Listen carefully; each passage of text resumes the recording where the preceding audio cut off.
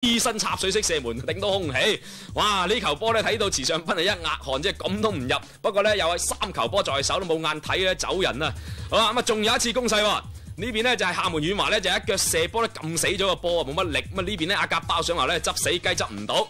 咁啊喺個下半場咧打到係結束前嘅43分鐘嘅時候咧就有一個險情出現嘅。咁結果呢場波咧就廈門遠華客場作戰3-0砌低咗呢個天津泰達嘅。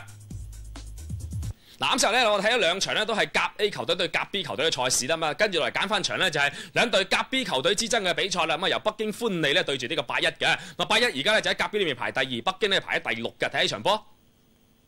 場上邊咧着住黃色衫紅褲嘅咧就係呢個81隊啦，咁而着住橙色衫嗰啲係北京歡利。北京歡利呢隊波咧就非常之擅於打主場，咁啊今日咧就主場作戰喺先龍壇體育場嗰邊咧就對住呢個81隊。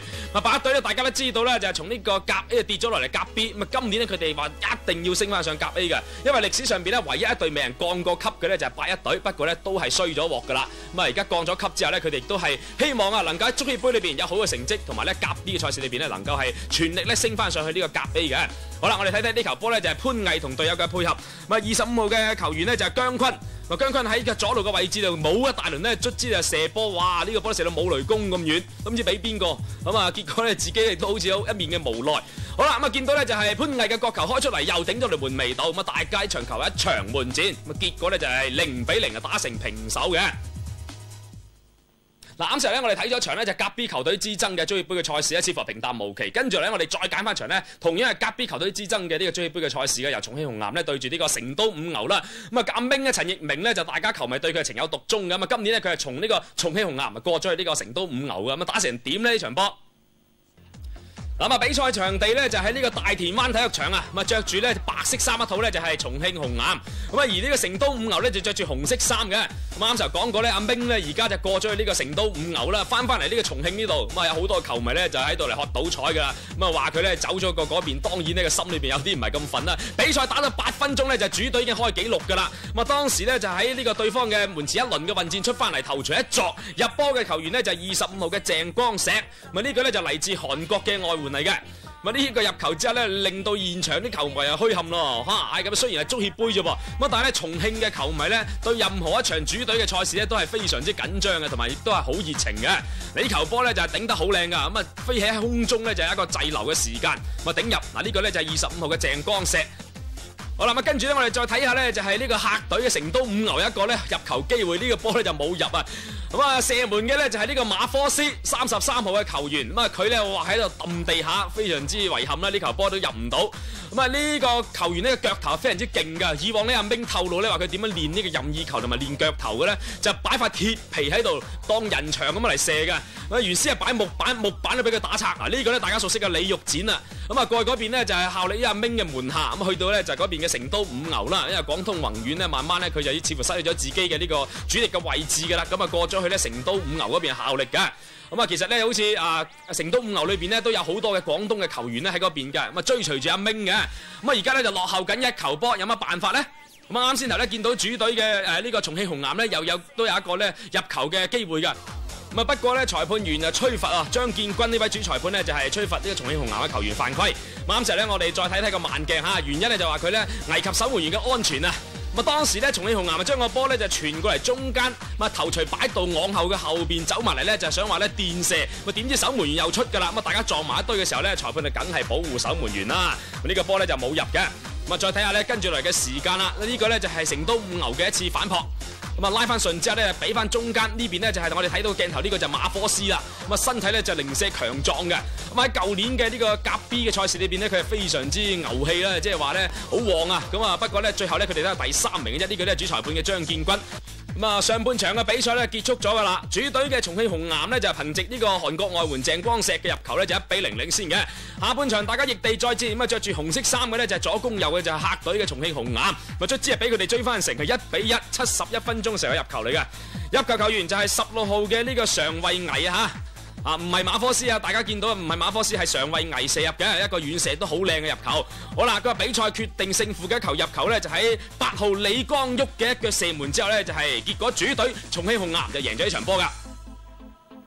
嗱咁啊，廣州嘅球迷咧就餓咗波好耐㗎啦，咁啊，終於喺今個星期日咧睇翻場波，咁因為咧從日將個足協杯嘅主場咧搬咗翻嚟廣州嘅省體場啦，咁但係似乎咧好似冇吸引到太多嘅球迷嘅興趣嘅啫，咁啊又都有可能咧從日同埋武漢嘅呢兩隊波咧都因為各自喺呢個甲 A 嘅形勢唔同啊，大家咧將啲主力全部雪藏起上嚟嘅，從日咧就想話呢個成績打好啲，越衝越前嘅，咁而武漢呢，而家呢個形勢似乎係不妙，咁所以咧大家啲主力全部休息，揾啲二線球員新人上嚟打。